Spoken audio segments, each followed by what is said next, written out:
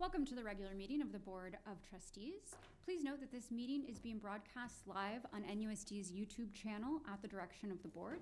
The broadcast may capture images and sounds of those attending the meeting.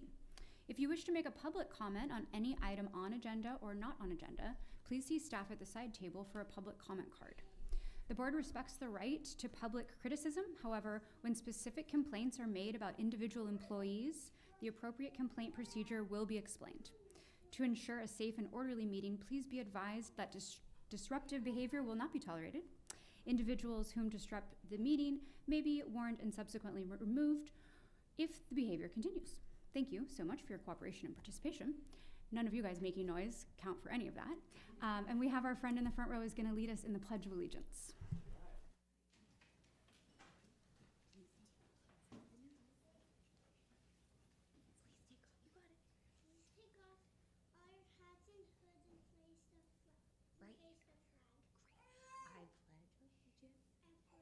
Allegiance to the flag of the United States of America and to the republic for which it stands, one nation, under God, indivisible, with liberty and justice for all. Thank you so much.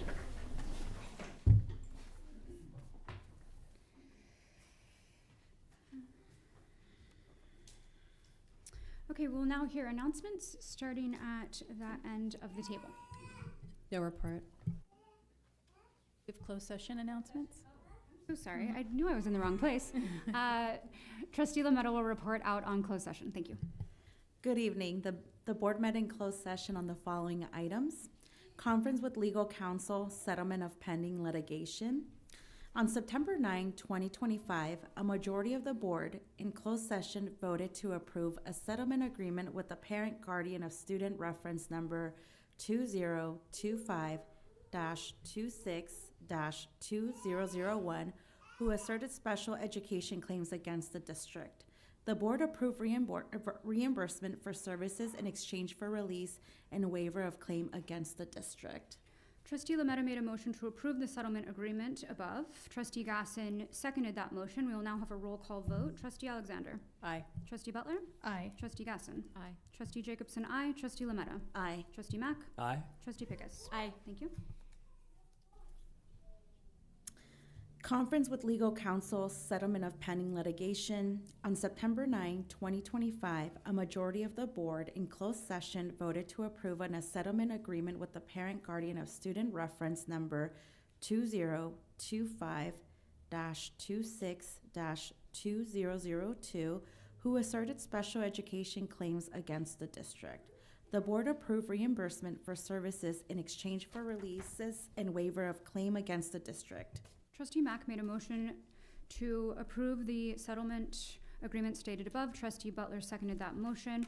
We now have a roll call vote. Trustee Alexander. Aye. Trustee Butler. Aye. Trustee Gasson. Aye. Trustee Jacobson, aye. Trustee Lametta. Aye. Trustee Mack. Aye. Trustee Pickus. Aye. Thank you.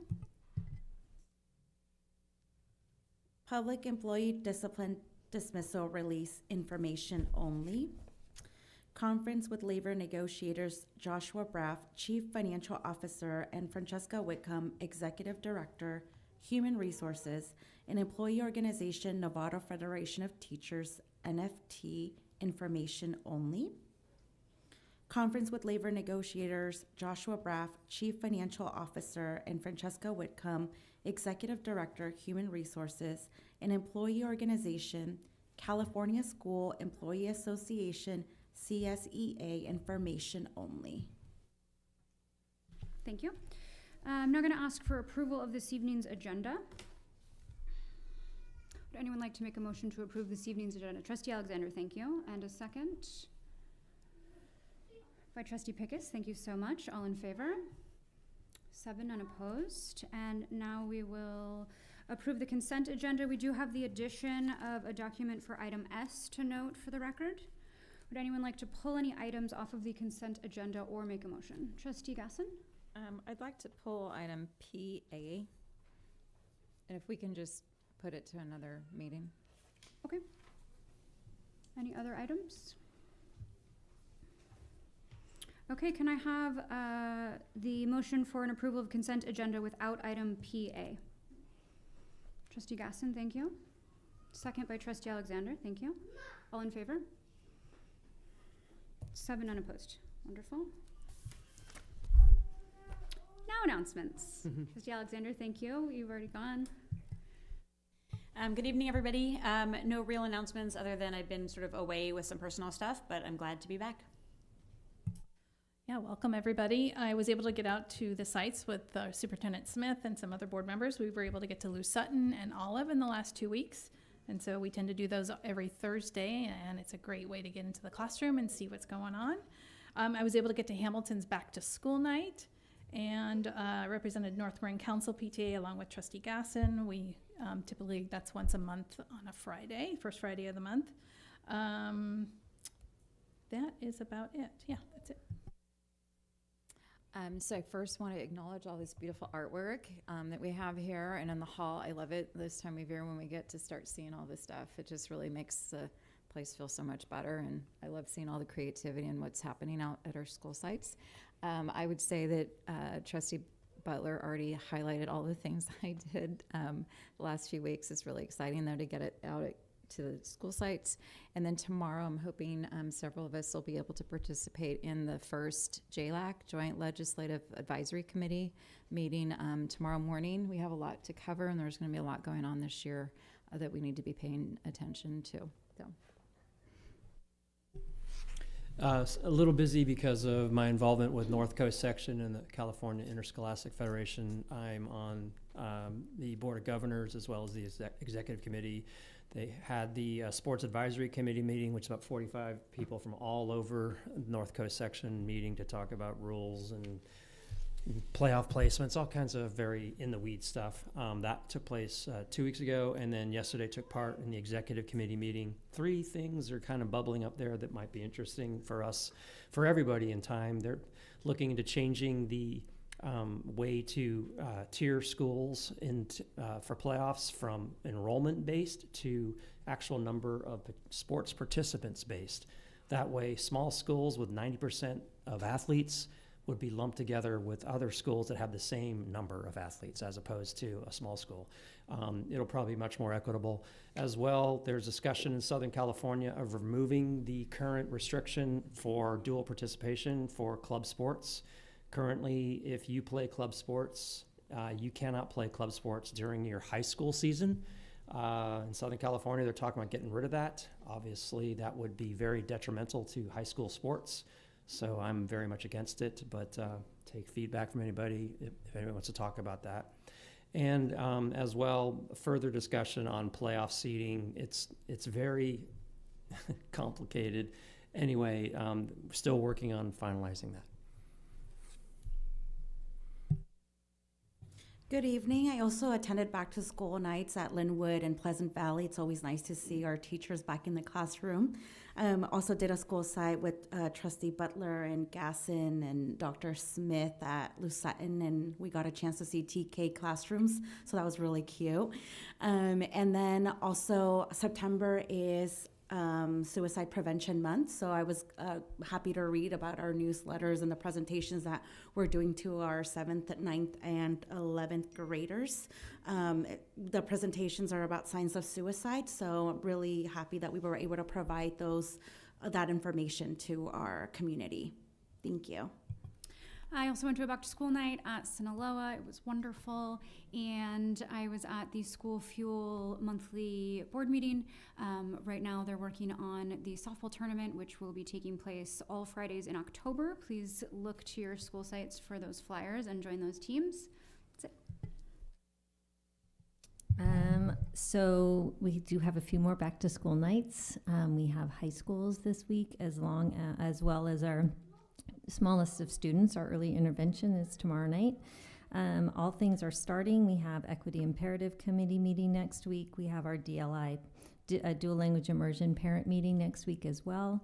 And then we are super excited to have our new student board members who have been elected to be represent their schools this year. We have 2 in the audience right now. Thank you for, raise your hands. Yay. All right. They're going to be up at the table at the next meeting. There's 3. All 3 are here. Is she missing? Where's she? I can't see her. Hi.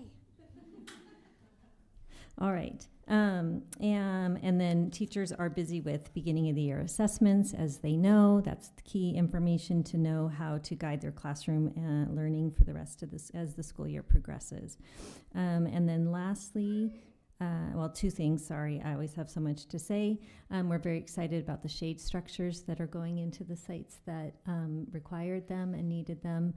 And we thank our JC and his team for making all that, and John for helping with all of that. And then finally, we have a special visitor, Representative Jared Huffman will be at Novato High School on Friday, visiting with government students and having kind of a student town hall, as well as bringing attention to our wellness hubs. We have them at really at all four, with all three high schools, but we'll be focusing on the Novato one just to draw attention to the need for funding to continue those services. So that's happening on Friday. All right, that's it. Okay, we have the pleasure of a school presentation this evening from San Ramon Elementary.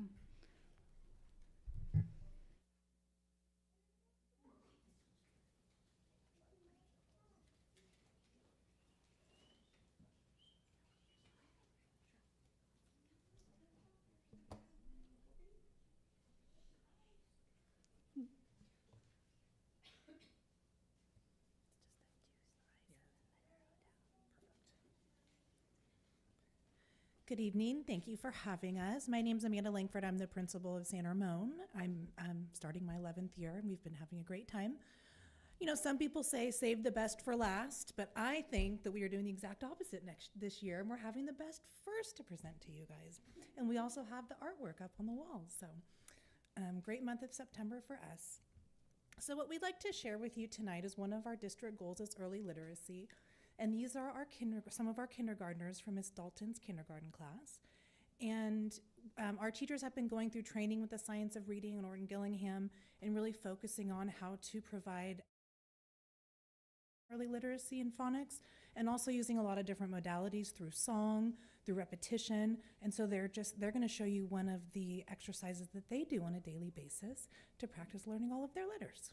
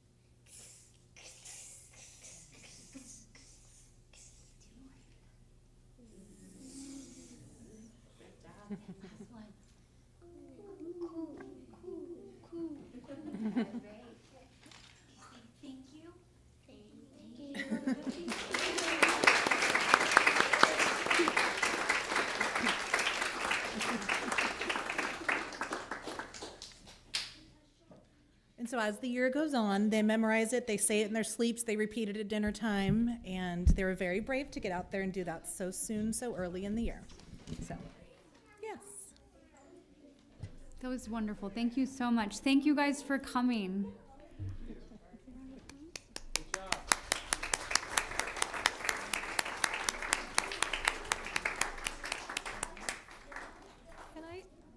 They don't necessarily have to be here, but I just wanted to say, I think it's so cool how much stuff our kids are already learning. When we were doing the tour at Olive, the kids were just already reading things, sitting quiet. I mean, it's just, there's only been a couple of weeks, and this is just so fun that they're learning so much. So thank you. Yes, agreed. Okay, our next agenda item is non-agenda public comment. We have two. We are so glad to have public comment that is not on agenda. Each person has 3 minutes to comment. However, we are not allowed to respond to these comments, nor are we able to speak about employees or student privacy situations. The board directs the appropriate staff member to respond to all comments within 2 business days following the meeting. We have Liz Nelson, followed by Mariah Fisher.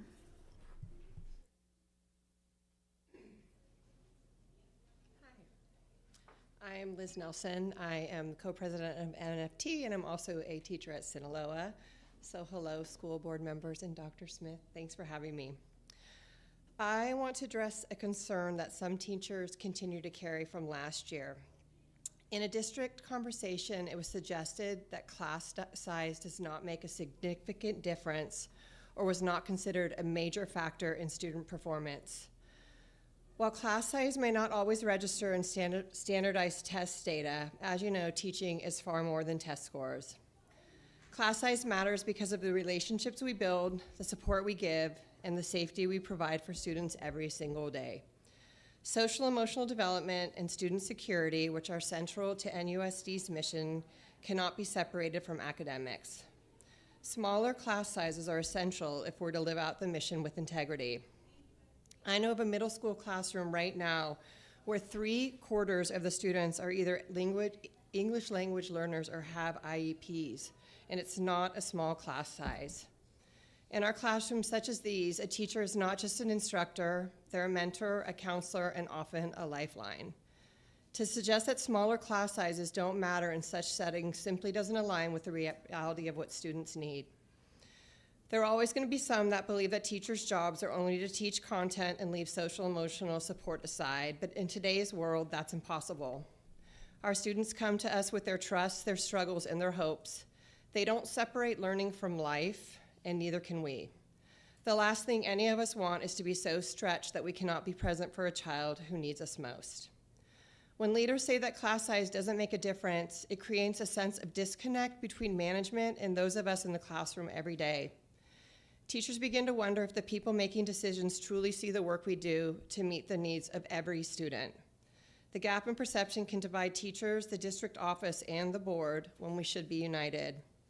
For someone who has spent more than half her life in the classroom, I can say without hesitation, nothing affects the quality of a classroom more than the number of students in it. Smaller class sizes don't just improve learning outcomes, they make safer, stronger, and more connected classrooms. I urge NUSD to stand with teachers and families in acknowledging this truth. Let's move forward in partnership with honest conversation and a shared commitment to what's best for kids. One of those things is smaller class sizes. Thank you. Thank you.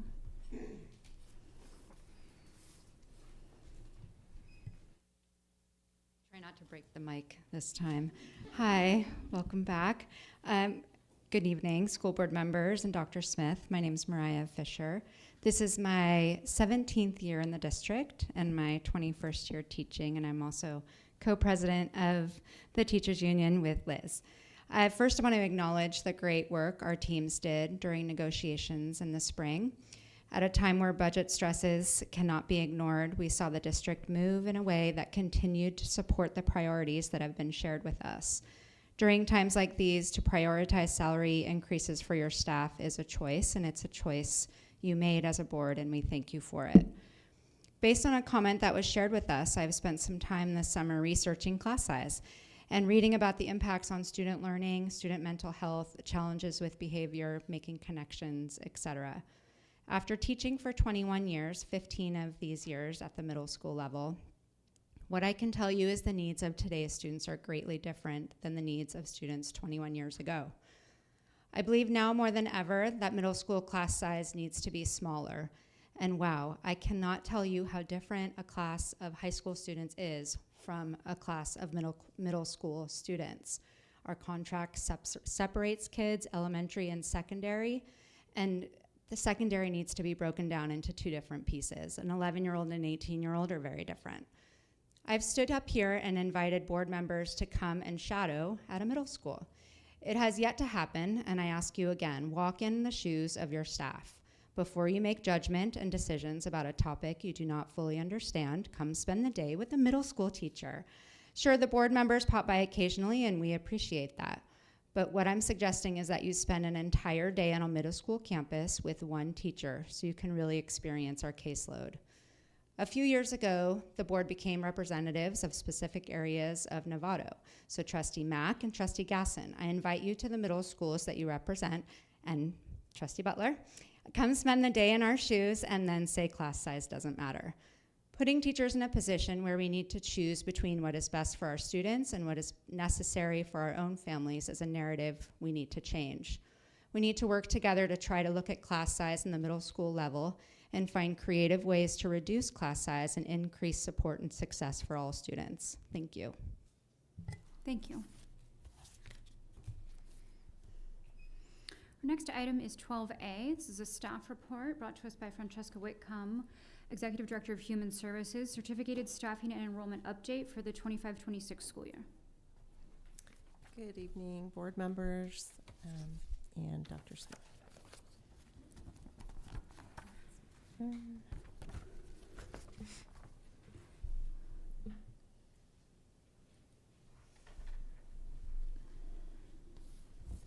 All right, so I'm here tonight to give a very brief overview and report on where things are at in terms of our current certificated staffing and enrollment updates. And just a reminder to everybody, what we're looking at are snapshots in time.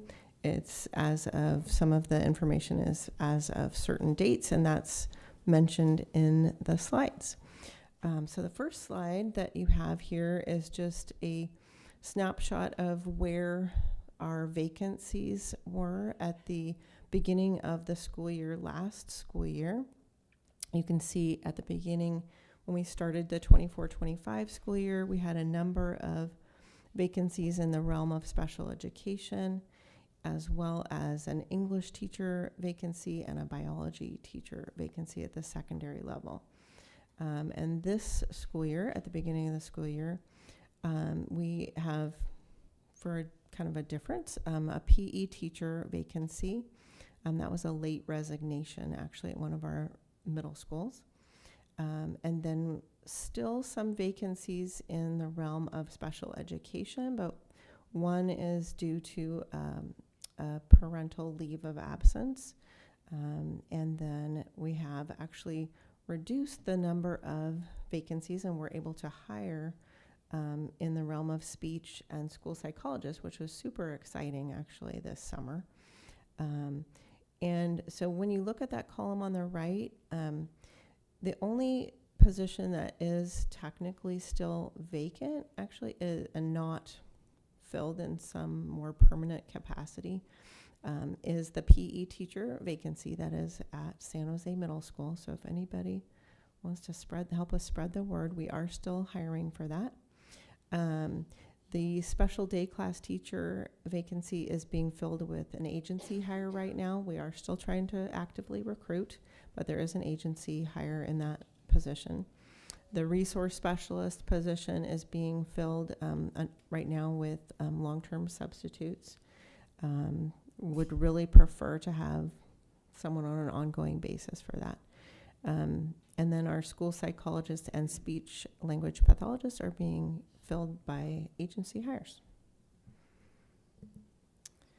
All right, and then, and actually just going back, because it was asked of me, and I'll just clarify, the difference in the number of vacancies last year to this year We do, as you'll see on the next slide, we do have little bit fewer students overall district-wide, but maybe a portion of why we have the remaining vacancies we did at the beginning of the school year has to do with that.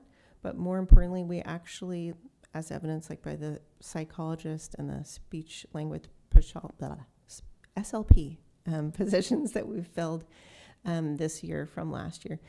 The recruiting season this year was actually much more positive. We had a lot more success in our recruiting this summer.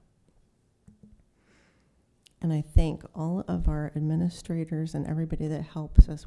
We do it as a team. It's my HR team, but it's also all of our administrators being really proactive. All right, and in terms of student enrollment, this gives you like a comparison, basically where we are as of August 29th of 2025, and then going back to August, right? So August 30th of 2024 and August 30th of 2023. Again, snapshots in time, and kind of looking at 24-25 as a little bit of a bubble or a little bit of an anomaly, I think, to a degree. And that is my brief little report for you tonight. Are there any questions? Question for Annie. Sure. Is there any particular area for this year that you're seeing a decline? Is it elementary level? Is it middle school, high school? It's particularly, I think, at the secondary level. And Josh could maybe speak to that a little bit more if you need more in depth. Yeah. If you have that information available, but that's fine. I mean, I can look at the report. We get an enrollment thing in our weekly update, so I can look at that and kind of get an idea. So it's mostly at the high school level. Okay. Thank you. Mm-hmm.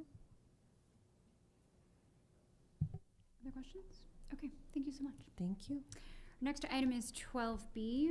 Mike Saisi, Director of Student Services with Sergeant Wes Carroll, Novato Police Department, will be bringing a staff report, School Resource Officer's Annual Report.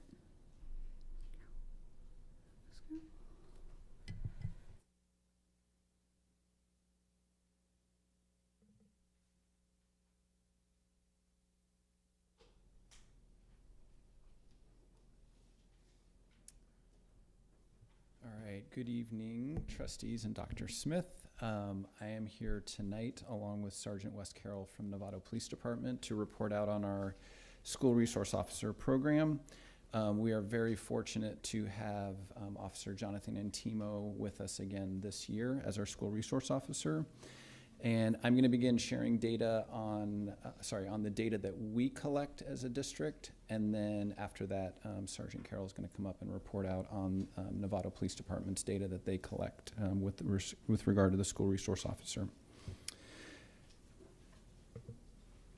Our data collection is exclusively reliant on our administrators filling out a Google form after they interact with an officer. So whether it is they are initiating the call to the school resource officer or dispatch, or the other way around. The school resource officer is contacting them or another police officer is contacting them.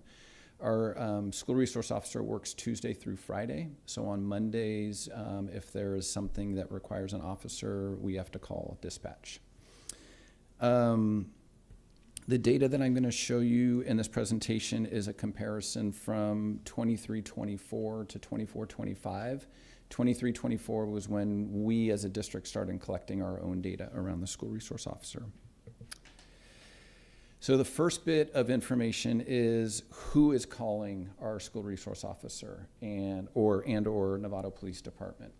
You can see it is mainly the high schools. The majority of them are high school calls. Our middle schools do reach out to our school resource officer, but you can see those numbers are down. Generally speaking, our elementary schools don't reach out to the school resource officer, but they did a few times last year.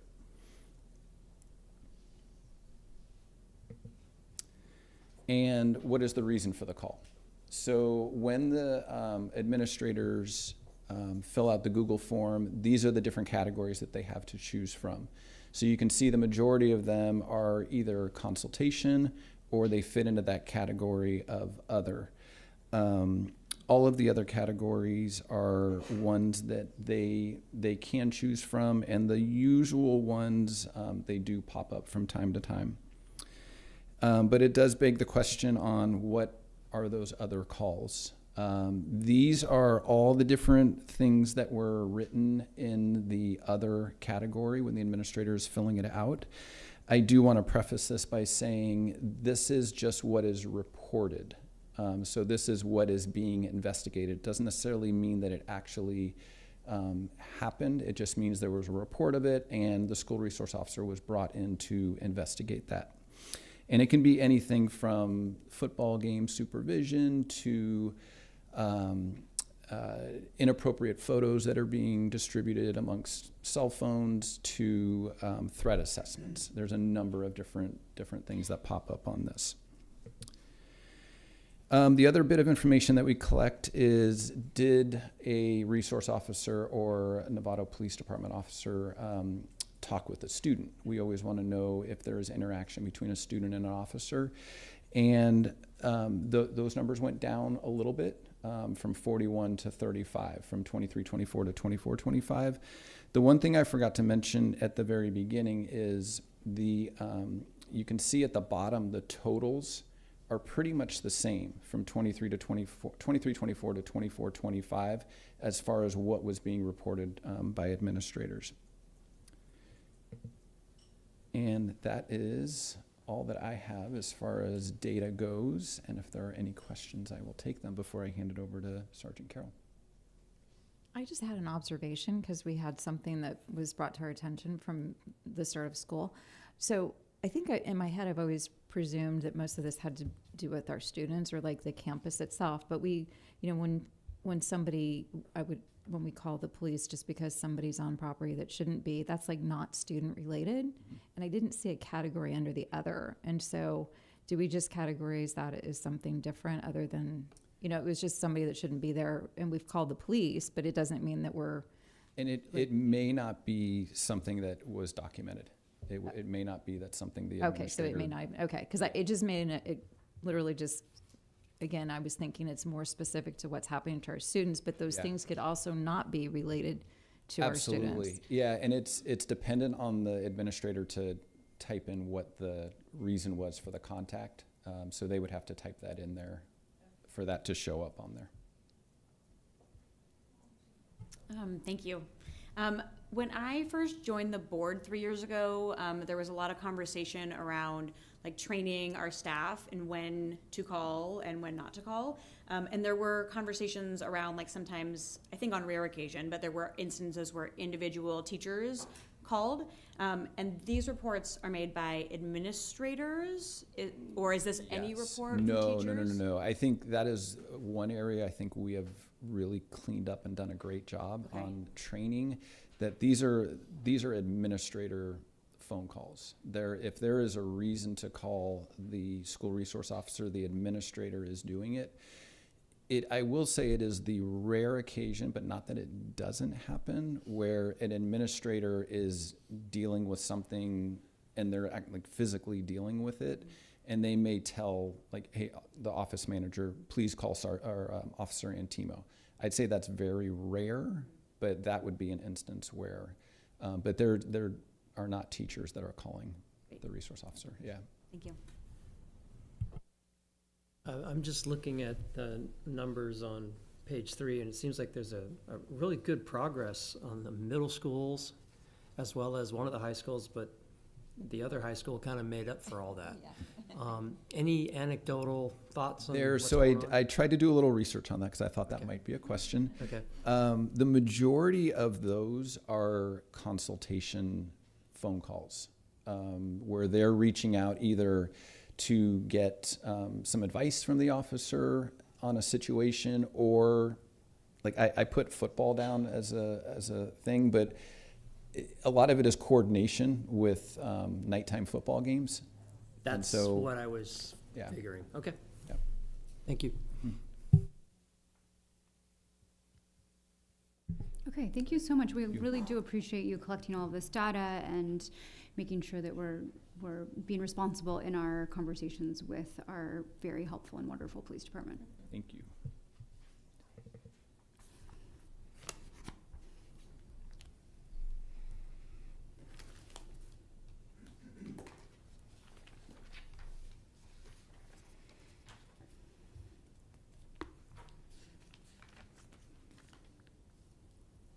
You're all set. Right there. Thank you. All right. Thank you, Superintendent, Board of Trustees, and the staff and members here. My name is Sergeant Carroll. I'm the investigation sergeant for Novato PD. I oversee the SRO program, the School Resource Program at the PD. Today I want to present the Novato PD's annual report for the SRO for the 2024-2025 school year. Here we have our memorandum of understanding, our MOU, that we have in place luckily for several years with NUSD. This is what our objective is, and we thrive to try to continue to build on throughout the many years we've had the SRO program.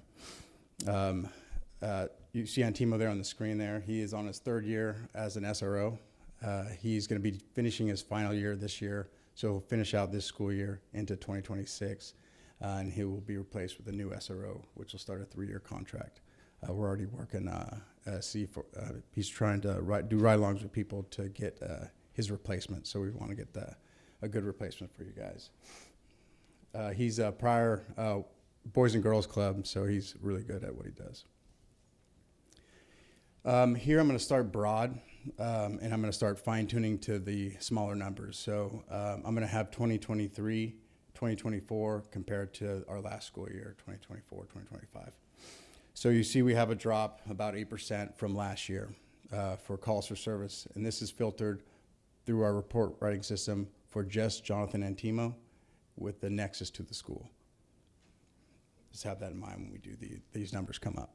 This is not if a patrol officer comes by, this is just for your SRO.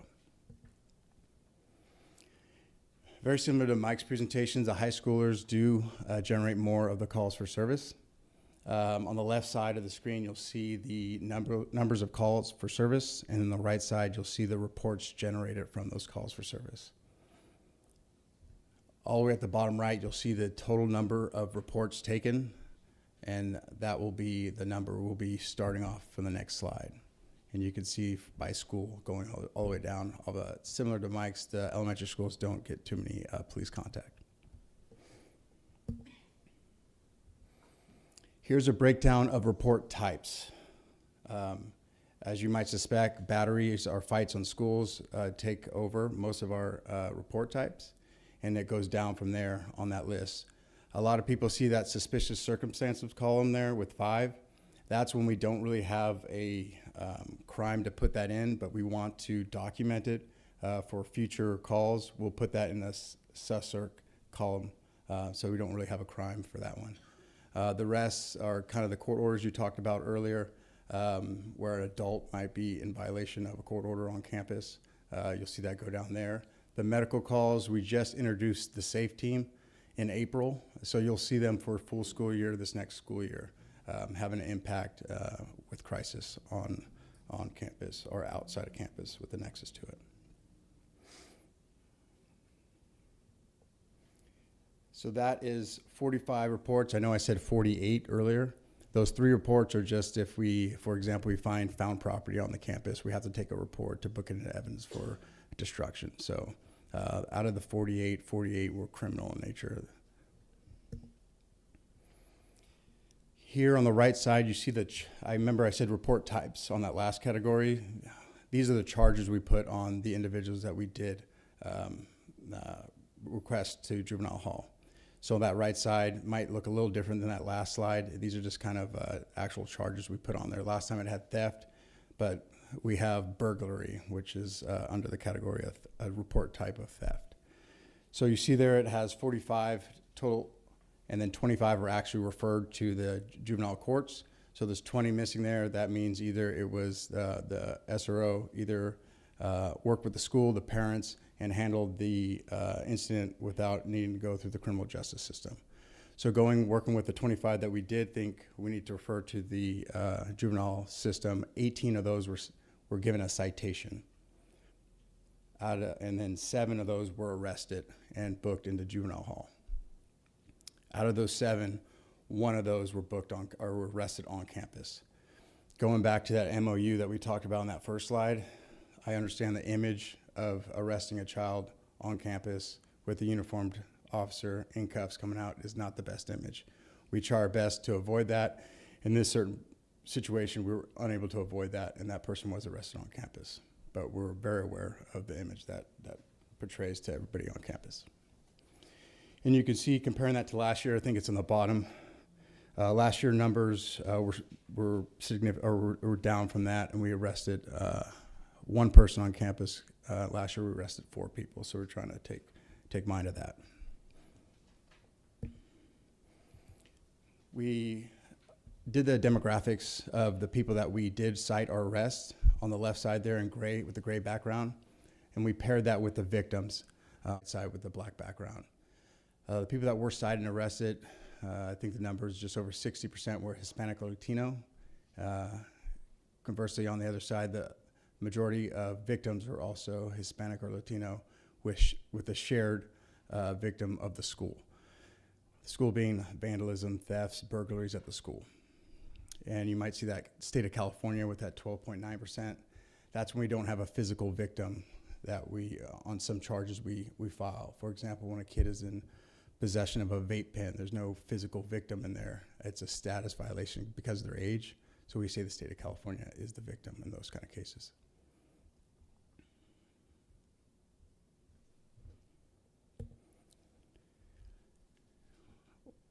Community engagements. It says 24 up there, but I know that number is way higher. These are the ones we're able to log and confirm, but I know Antimo does on-the-spot tours for classes at the PD and multiple community engagements. Big advocate for it. Obviously, when people call 911, when they call the SRO, they're not calling because they're having a good time. So it's good to have these so the kids get to interact with law enforcement, get to know our equipment, our cars, the lights, they love it. So these are huge for us and the kids, just to get to know a familiar face that we're regular people, just like they're adults in their life.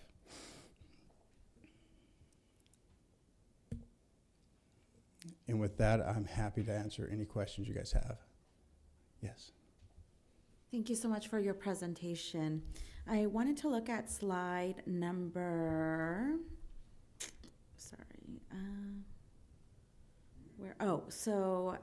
page 4. It's really great that the numbers have gone down from last year, slide 3. It's really great that the numbers have gone from 505 to 465. I've been on the school board for 3 years, and in 2023, we had 426 calls. So it seems like we're going up and down, and what I would like to see for our district is to continue to improve to support some of our students. I did notice that 61% of our Hispanic students continue to decrease, so that's good. Just kind of making sure that we continue to support our students in different ways. I know you offer different programs, so just kind of want to see how we can continue to support our students instead of creating these citations or these pathways for them. But that was just kind of my observation. Yeah, we always try to modify. Our goal isn't to put everybody in the criminal system, I promise you that. So I think it was last year, at the beginning of the school year, we started a fire education program for when kids do some kind of arson-related event. Instead of going into the juvenile criminal system, they go to a educational thing that's hosted by the fire department. We work with the DA's office to get that set up. The SAFE team is going to be a huge benefit, I think, later on. So we don't have the law enforcement presence. These people are, I don't know if you've seen them before, but they're not law enforcement, and they're trained for that crisis stuff. So we do, when we can, find spots to improve, especially with our youth.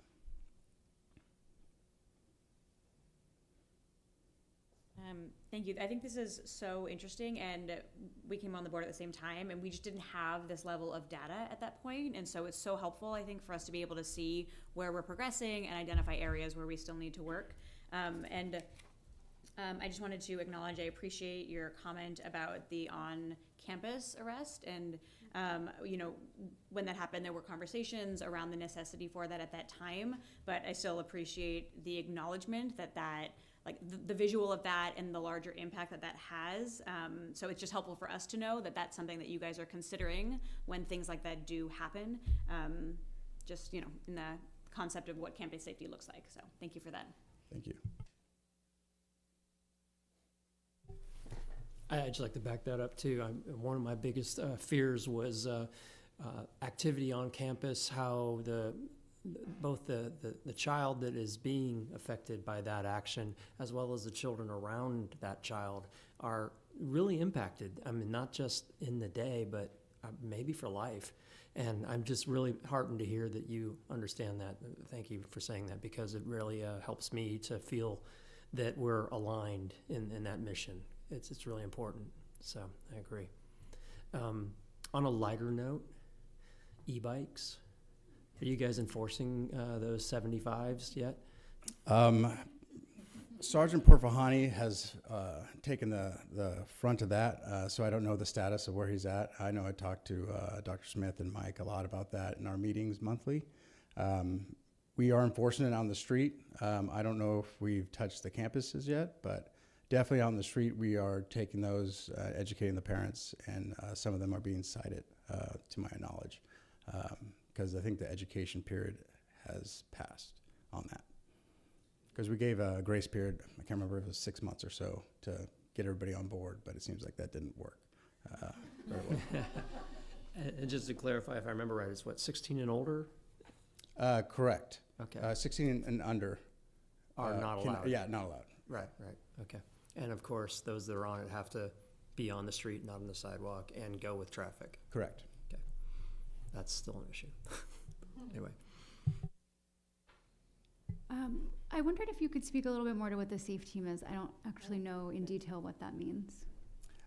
Yes, we brought them on. Actually, Alan brought them on. Thank you to him. They started in. They've been in San Rafael for a while. Petaluma had them for a while, and we noticed that we're using a lot of resources, law enforcement resources, for things that we're not the best at. So the SAFE team is specialized in people in crisis, substance abuse, and people, the unhoused. So they do focus on those three categories, which police officers, before SAFE, we dealt with those issues, and we didn't always get the response, because our presence changes the environment. Usually when someone's in crisis, they see us with all the uniform, all the stuff on it, and it just gets us out of control. So the SAFE team does focus on those three categories, and we found the calls for service going down, and they're just requesting SAFE now, and getting that resolved with a civilian instead of a law enforcement officer. So it's been a great partnership with and they're in the PD, so we can chat with them what the problems are they're seeing and problems we're having, so we can work pretty fluently together. So I've been very happy with SAFE. So that was helpful. My question, I guess, now is how does it get to SAFE? Do we call you and then you send SAFE out, or do we call SAFE, or how does that work? Yeah, great question. Oh, okay. Yeah, they have a call sign. They go through our dispatch center. So you'd call our non-emergency number and say, I need the SAFE team to my location, tell them what situation you have, and they'll send the SAFE team out. Oh, perfect. Okay, that's helpful. Thanks. I want to say that and a lot of what's in your report feel very much influenced by outcomes and partnership, and I really appreciate that. So thank you. Thank you. Okay, thank you so much for coming tonight, too. Of course. Thanks for having me.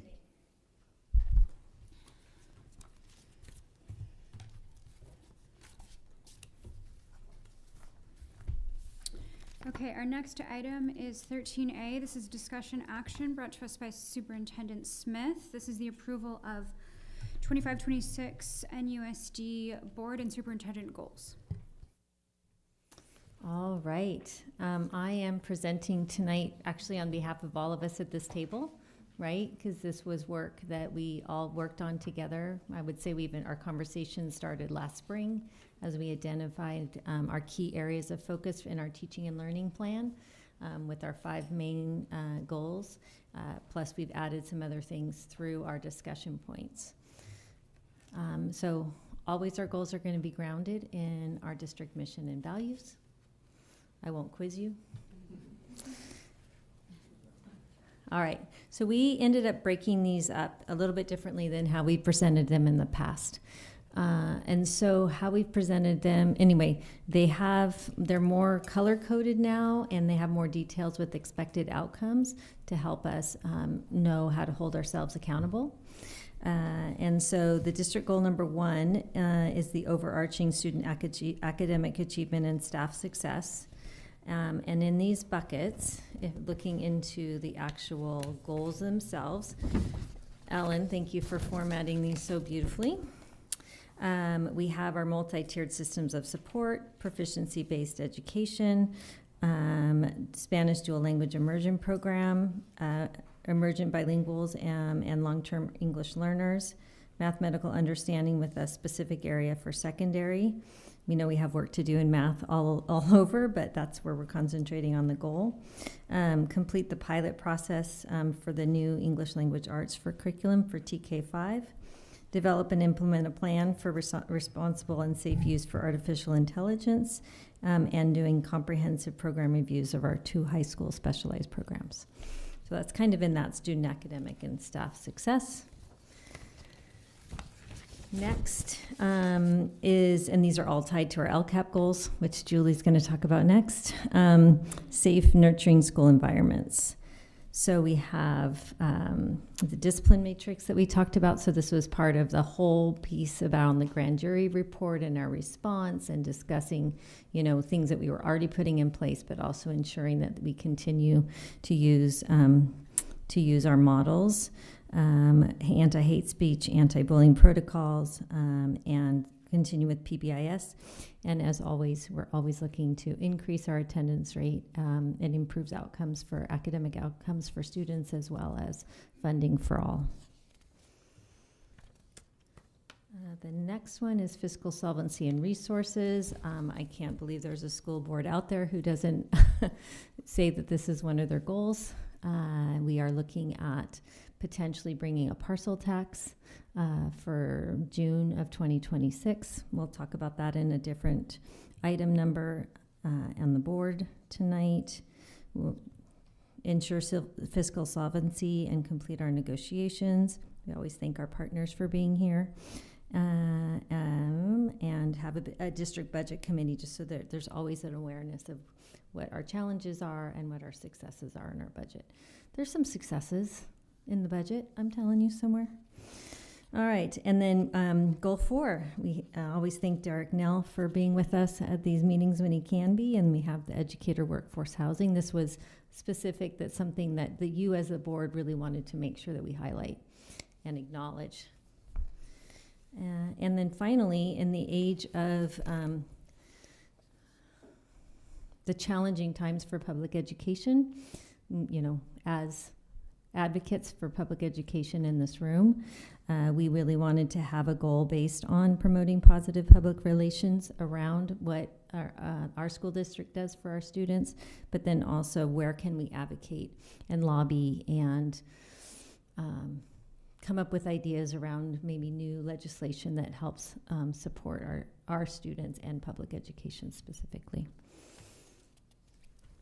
So with that, we last year we just discussed these, but we thought this year we'd actually officially vote to adopt them so that we can all take ownership.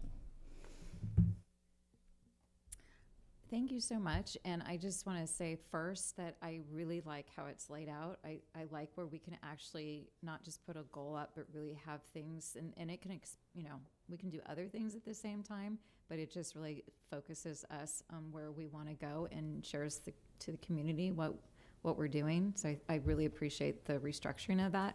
And then there were two that, in particular, there were two things. One, I think the fifth goal is, like you were hinting at, is really important, but it's also something that, while we haven't necessarily put it before, it's really critical. And I think that we all do a really good job putting ourselves out there, trying to get educated, using our voice.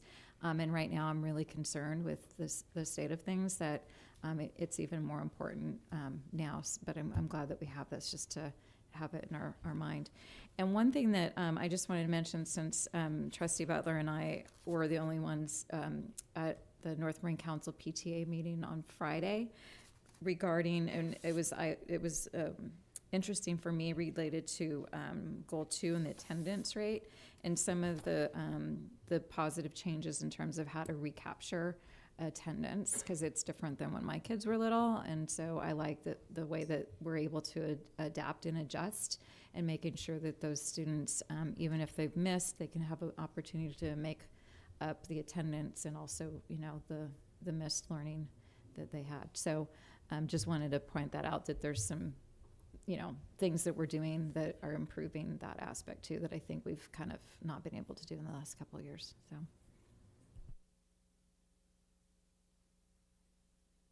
Any other comments, questions, or a motion to approve? You'd like to make a motion to approve? Thank you. We have a first by Trustee Lametta. Anyone? Trustee Pickus, I saw you first with a second. All those in favor? 7 unopposed. I'm glad, as we worked hard to come up with these. Thank you. Our next item is Dr. Julie Sinyard is bringing us the approval of the 25 through 27 Local Control and Accountability Plan, or LCAP, final revision. Thank you, members of the board and Superintendent Smith. Tonight, we're presenting the final LCAP update. We had a few technical issues. I want to thank our friends at Marin County Office of Education, Laura Trahan and Keith Ritchie, for helping us kind of finish up this fun, large plan. And a big thank you to Susie and to Jeff for all their support. We've fixed the 3 areas of concern. We've amended the budget overview for parents to make sure all of our expenditures match. We have revised our plan to include the prior year expenditure data so that it wasn't altered. I had removed a statement that we no longer pay for an incident, and so I screwed up the data in that way. So thank you all for figuring that out for me to help. And amending the LCAP, the supplemental and concentration carryover calculation. So all those 3 technical issues have been addressed. Again, we sent it back to MCOE to make sure we were sure that we were done, and it is presented for you this evening. Questions, comments, motion? Trustee Gaston, it looks like you have a first to approve this item. You want to ask questions? Oh, okay, great. Okay, so we have a first on the table. Would anyone like to second? We have Trustee Butler. Thank you. Any comments? Great. All in favor? 7 unopposed. Thank you. Thank you. Next, we have Francesca Whitcomb back, Director of Human Resources. This is the approval of resolution number 3-2526, approval of Commission on Teacher Credentialing, Emergency Credential Permit Waiver Application for newly hired staff. All right, hello again. All right, this item before you, this is a resolution. In the past, I think a couple meetings ago, we had an item that it wasn't a resolution because that was for a short-term staff permit. A waiver such as this, a credential waiver, there isn't the same type of standard like application process for that. And so it does require a resolution by the board. And we are obligated to kind of document for your purposes how this applicant meets the unit requirements, which there's a total of 12 units required, is kind of like the minimum for a credential waiver. This is one of our most recent math teacher hires. She is very excited about becoming a teacher. She went through a credential program previously, a number of years back, and then things happened in her life, and she actually has served as a very successful math tutor for a number of years, I think like 10 plus years, and she is excited to get her teaching credential, and she's already taking steps towards that. So this process enables her to be on a credential waiver for this entire school year. And then when we get to next school year, she should be in process, like to be able to be on a either on the minimum, another type of emergency permit, possibly like a provisional internship permit, which is if they're not quite ready to be recommended for an intern credential from a university, that's something they could be on. Or if she's set to go and she's in a program, the university would most likely recommend her for an intern credential if we're bringing her back next year. So, yeah. Are there any questions about the process or? Okay. This is a roll call vote, but I do need a first and second. Trustee Mack, thank you with the first. Trustee Pickus with a second. Trustee Alexander. Aye. Trustee Butler. Aye. Trustee Gasson. Aye. Trustee Jacobson, aye. Trustee Lametta. Aye. Trustee Mack. Aye. Trustee Pickus. Aye. Thank you. Thank you very much.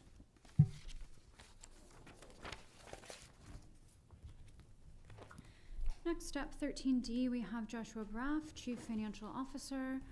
Discussion action item approval of the 24-25 unaudited actual financial report.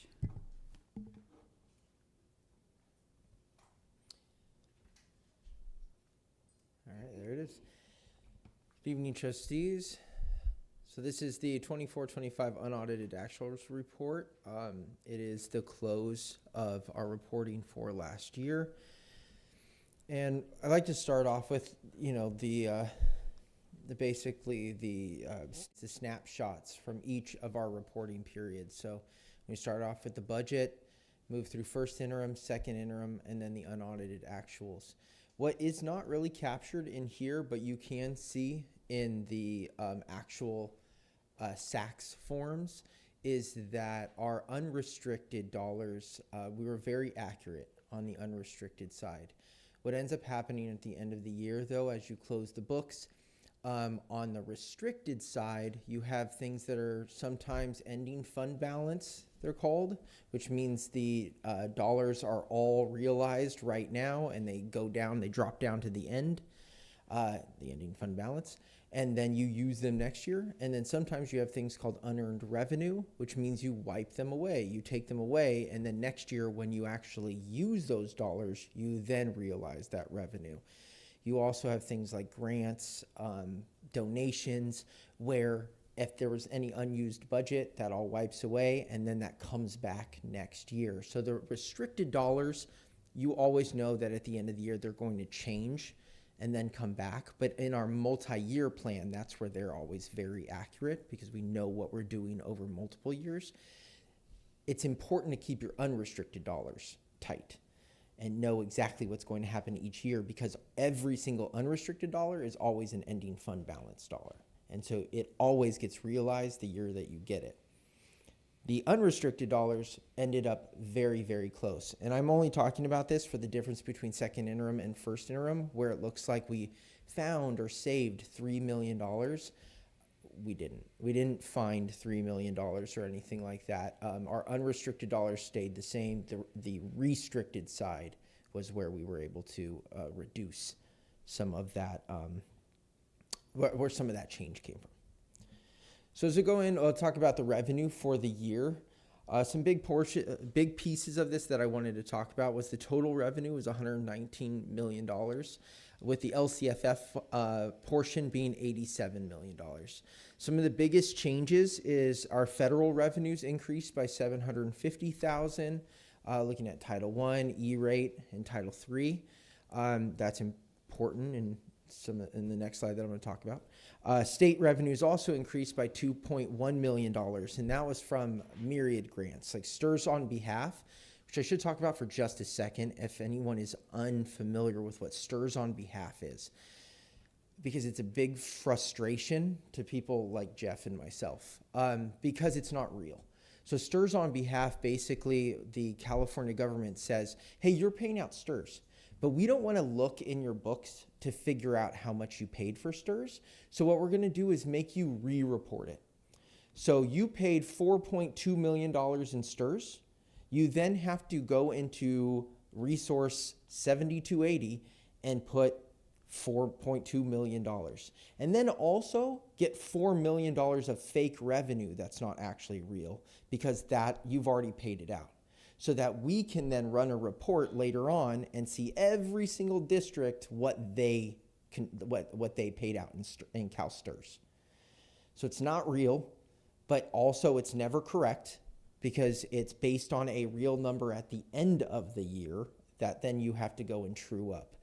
But it inflates your expenses, and in our district by about $4 million.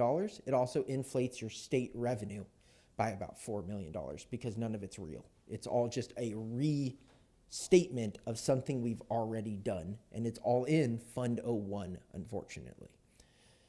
But we did receive, this is real, teacher residency grant. ELOP was slightly higher because of our unduplicated count realization being a little bit higher. We also were lucky enough to receive the community schools grant, the middle college grant, and again, because of those unduplicated numbers, the lottery was slightly higher. We receive unrestricted and restricted lottery dollars, and the restricted lottery dollars were slightly higher. The local revenues also increased by $1.9 million, a big part of that being our Medi-Cal billing and interest, and facility use. All of those came in better than was projected. We were able to secure some CTE grants and the Healthy Novato initiative. That is one that I was talking about earlier, of unearned revenue. That was money that was supposed to be spent in another year that got spent a year early. So it's not like we got more money all of a sudden, we just changed plans around. But it does affect the way local revenues read in the system. So the enrollment in ADA, so P2 is, it sort of aligns with second interim, but it's not the exact same day, but it sort of aligns with second interim. And P2 is where it gets locked in, where we say, this is how much money you're getting for LCFF. When we say LCFF is amount of dollars per student times per student, how many students you have, that's your LCFF. Well, that gets locked in on P2. And at P2, we had 6860 was the actual amount of ADA we had. We had projected at the time 6954, so we were under. We had a lower ADA percentage than we thought we were going to have. But because of being able to use the prior year or the average of the last 3 years, we didn't take the full hit. We were at 6899, okay? That's also good news for going into like next year. We're able to take advantage of that as well. We're not feeling the full effects of dropping the students because we can use the prior year's number. That was a little higher. So the state funding changes year over year. This is important because, of course, in 21-22 and 22-23, COVID dollars came in, and that was the same for the federal dollars.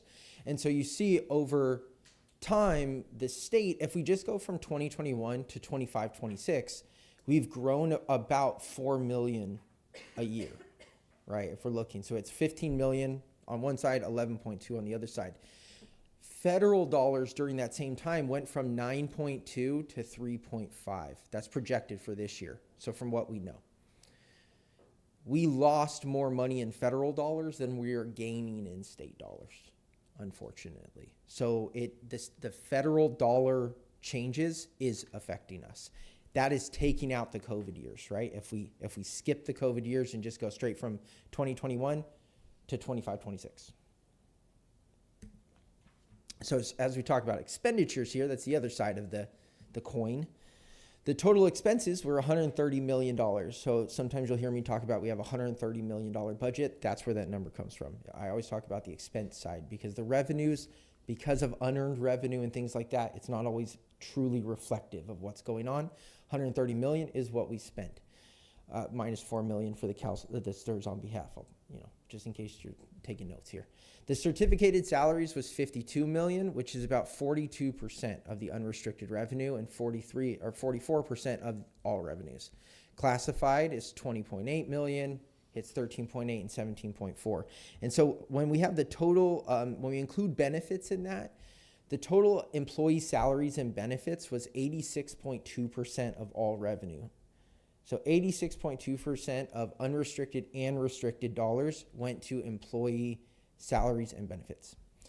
And then looking at our FTE from 1920 through 25-26, we can see the changes that we've had throughout that time. And this, of course, is projecting the current year totals of 25-26. So the contributions to the restricted programs, this is when we take unrestricted dollars and transfer them over to restricted programs to cover when the restricted program is overspending the allotment of revenue that it receives. The total contribution was 20.3 million, and so that's an increase of 2.2 million over last year, which was an increase of 3.6 the year after. So in 2 years, we've already grown $5.8 million more in contributions. And the largest receiver of that contribution is the special education program. And that received 2.4 million the first over last year, a total of 17.18, and 2.8 million more the year before that. So special education has grown $5.2 million more than their revenue has grown. So right, the revenue gets COLA the same way as LCFF gets COLA, but it is not growing nearly as fast as the special education programming costs are growing. So as we talk about the ending fund balance, we always want to look at the restricted, the unrestricted, and the combined, because you don't want your restricted balance to ever run negative, because then you're contributing even more dollars. But you also can't have your unrestricted balance run negative, or else that's when you have state receivership.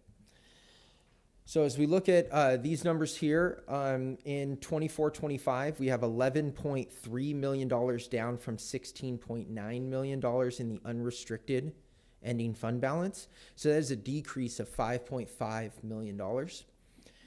Decrease in restricted was $4.8 million.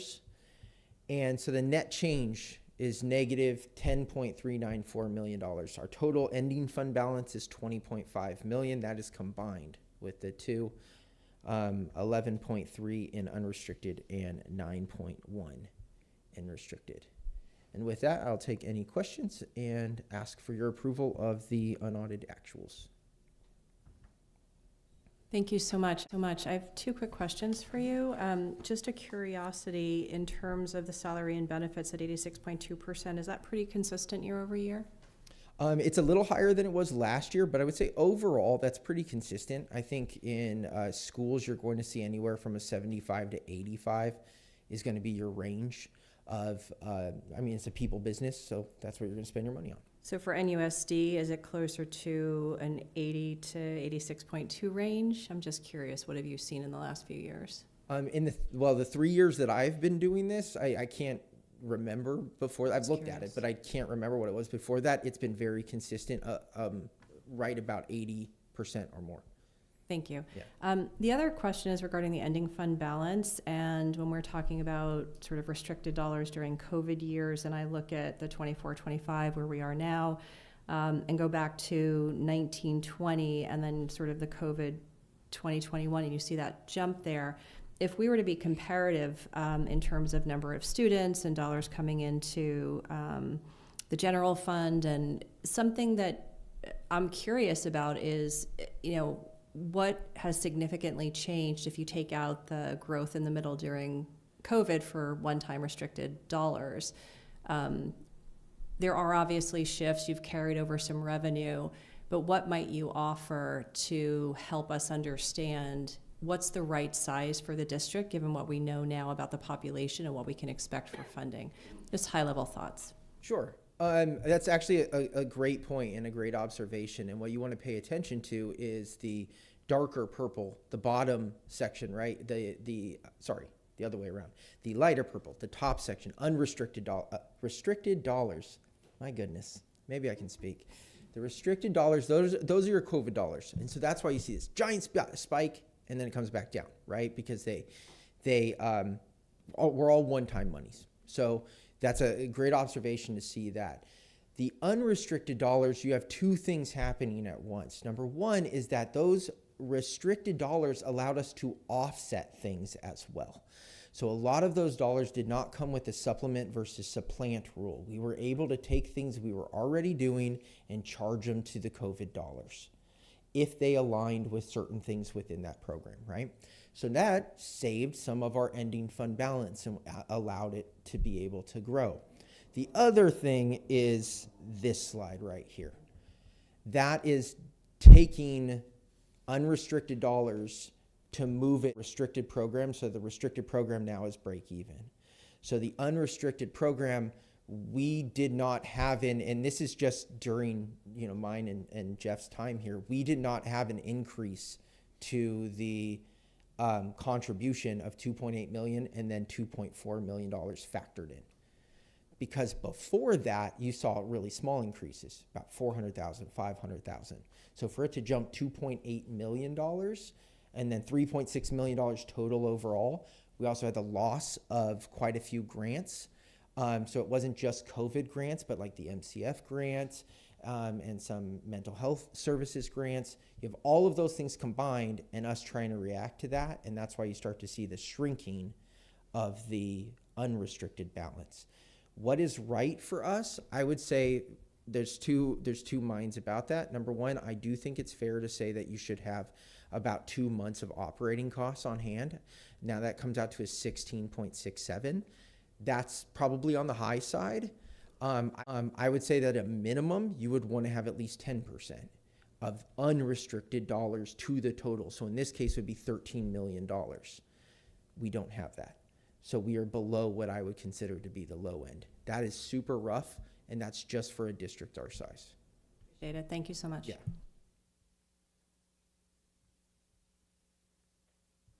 Thank you so much. I like how you break stuff up and think, because I think in a lot of the same ways. And then it also gives me opportunity to do my own math, because I'm like, oh, that's an interesting thought. So my question, and actually as you were presenting, it evolved.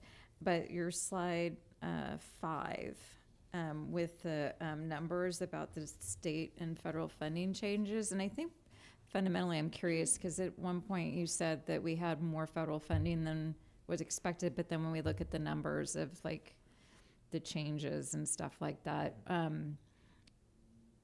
particularly like those really big ones, like negative 50% from the year before. And I know it has to do with the number before it, but when I saw that too, I started wondering, like, if I combine them, does it kind of mitigate when one went down? I mean, it's just really unfortunate. We do really well and like 22, 23 for the state funding, and then I guess the federal is not bad, but then you go to negative 36%. So taking all of that information into my head, I was like, what is it that's triggering those significant negative points? What is it that created those negatives? You're speaking about like the negative 50.95 in 24-25? Yeah, and on that previous slide where I was talking about the change, that was from budget, so not from previous year. Okay, that's what I assumed, yeah. But I didn't want to be, okay. Yeah, it was just a change from budget. So what was unexpected? We had kind of expected some of these things to go down because the largest growth in there was COVID dollars. In 2021, the first dollars that hit in federal the first COVID dollars that came in were federal dollars. The state came behind that when ESSER 2 and ESSER 3 came out. That's why you see the state money lag a little bit behind. and then we hit, $21 million in 22-23. So really, we would have to go back to 1920 to see what federal was like prior to COVID, which actually I think is a good discussion. I think I should send out an email about that one, about like what it was in 1920 before COVID came, because I think it was probably closer to the $3.5 to $4 million before that.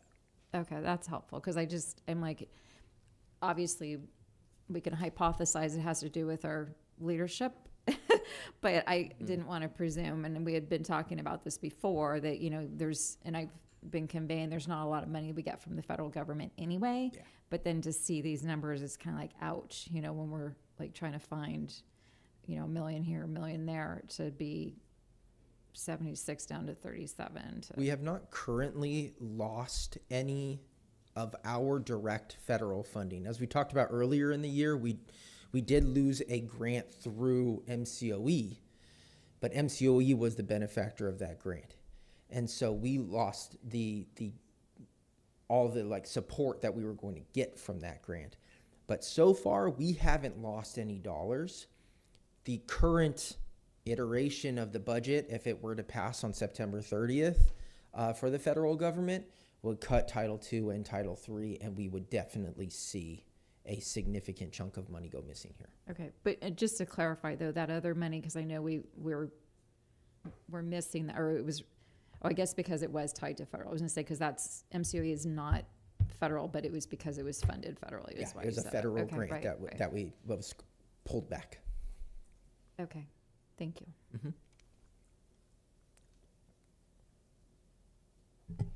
Other questions or comments?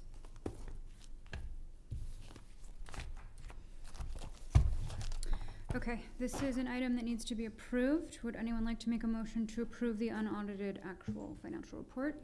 Trustee Alexandra, thank you. Seconded by Trustee Gasson, thank you. All in favor? 7, none opposed. Thank you.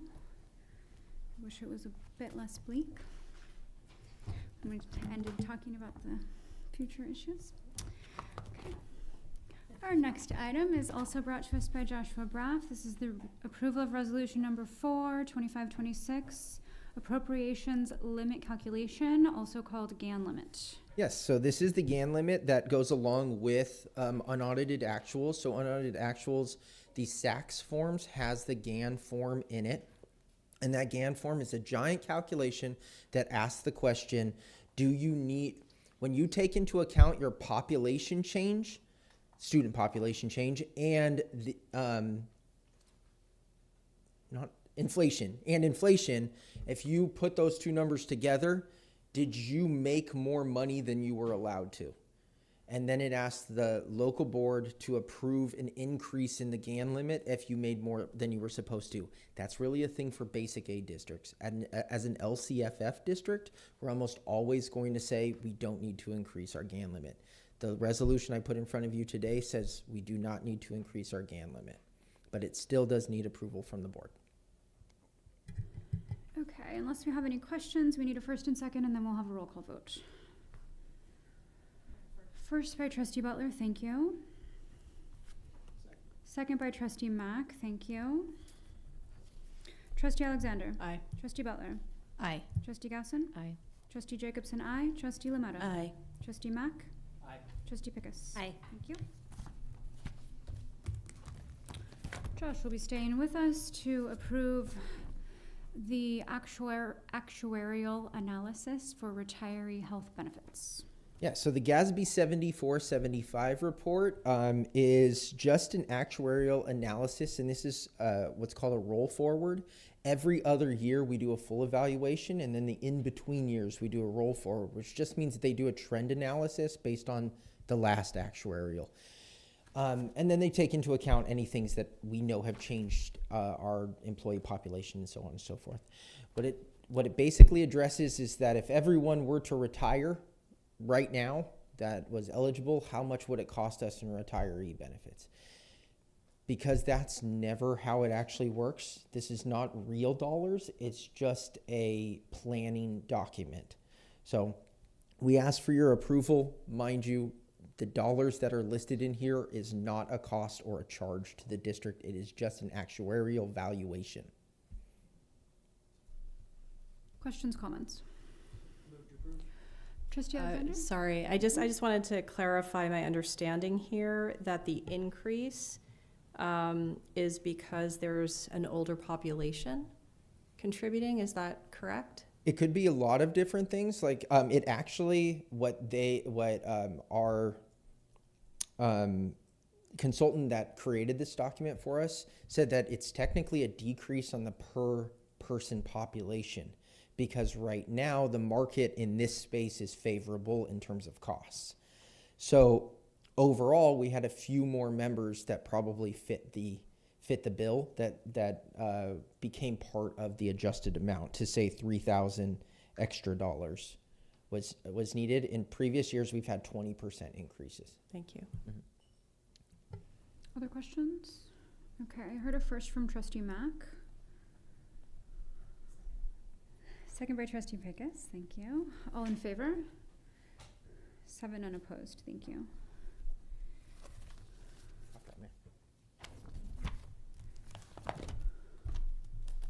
Again? Yeah.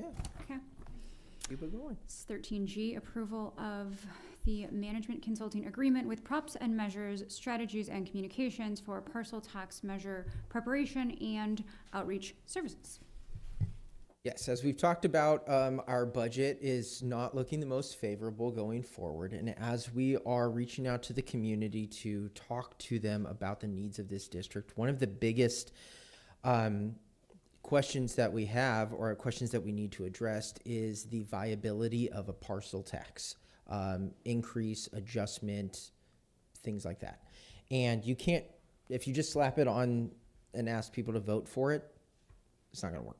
So you have to do a lot of outreach, a lot of discussion, and a lot of bringing in of different various parties into the fold to come and talk about it. And that is not, I would say that the political action side of this is not the greatest strength of every individual member of our administration team. And so we reached out to a couple companies to provide us a bid, and the most favorable bid and the company that we wanted to work with is Props and Measures. So we brought their contract for you, because the contract will be over the limit that we're allowed to sign for. Not to mention, we do want it to be something that's in the public space, so that's why it's on discussion action. And we would be working with the senior consultant, Robin Garrity, who is sitting right over there, and she's also worked with our district before on previous tax measures, so she definitely knows the population and knows Novato and what we can do. And we're really excited to get started. And of course, both Robin and I are here to take any questions from you, but we'd like you to approve the management consulting agreement. Questions, comments, etc. I had a question about Exhibit 1. I know that we're approving just to do like the research and communication.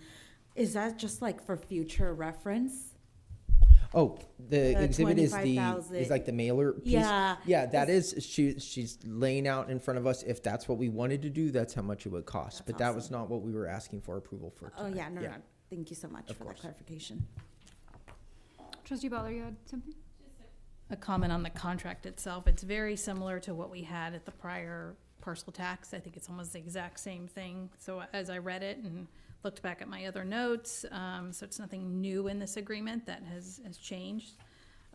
So I'm definitely in favor of doing this work. I think it's important that we do as much homework as we can before we actually move forward with, if we decide to move forward with a parcel tax. So this contract of $40,000 is what you've allotted. I'm assuming is covering from now until we actually approve a resolution to put something on the ballot. Correct. That's a great point, because after we NUSD approve a resolution to go forward, NUSD as the person putting it on the ballot cannot lead the campaign anymore. It's got to become a thing of its own. And so yes, the work would only go through that point. And then there's just a lot of steps that are gonna be taken, a lot of analysis of different areas, and my one big thing is the economy and the political environment. So I hope we make sure we consider that, and that'll make a big difference if there's a lot of uproar in that area and if we move forward. So making sure we're paying attention to that. So that's it. But I definitely want to support this. Thank you. I just wanted to say thank you for bringing a contract with someone and an organization that we've worked with before and knows our community and can sort of like have their finger on the pulse. I think that's really important, and we thank you. Okay. Would anyone like to make a motion to approve? Trustee Lametta? Second. Trustee Gasson? All in favor? Okay, 7, I hope. Voting goes that way in other ways. Right, our next item. We do have an addition for this that was at the table. We have Josh here. No, we have John here, and we have Josh. Sorry, John. This is the approval of resolution number 5, 2025-2026, declaring the futility of public bidding for switchgear project at Novato High School. Yeah, and I just wanted to point out real quick before John gives a presentation on what you're actually being asked to approve, is on item number 5 on page 2 of the blue sheet. Sorry, is it item? Yes, item number 5, which is actually on page 3. It carries over. We changed the dollar amount. The dollar amount was left in from a previous resolution, so we made sure that it all matched. It's $99,591, the same on every page now. So that's where the change is.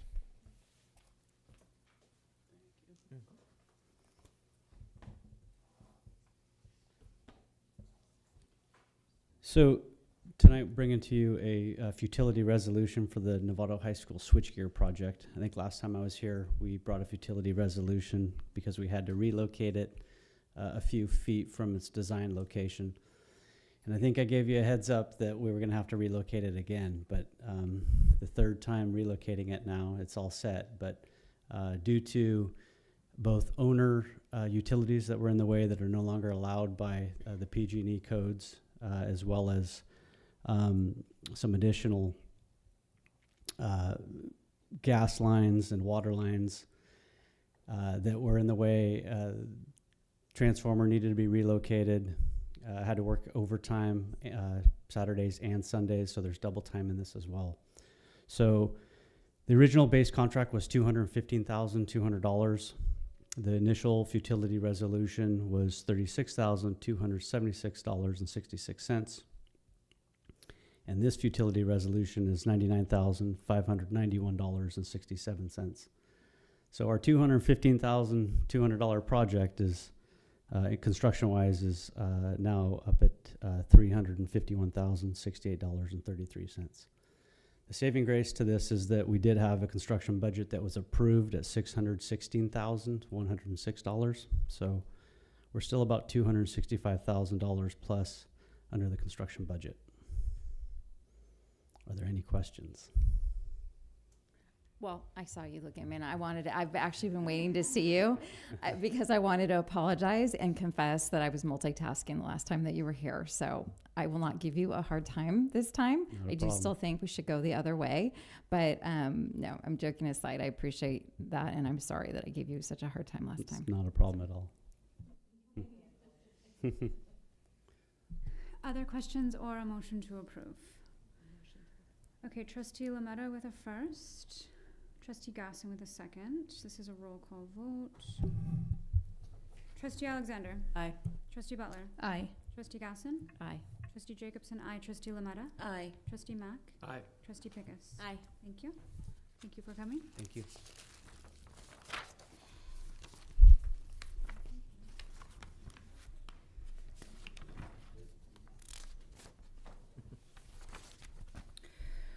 That is the end of our agenda. We will be happy to see you all again at our next regularly scheduled meeting on September 30th. Thank you.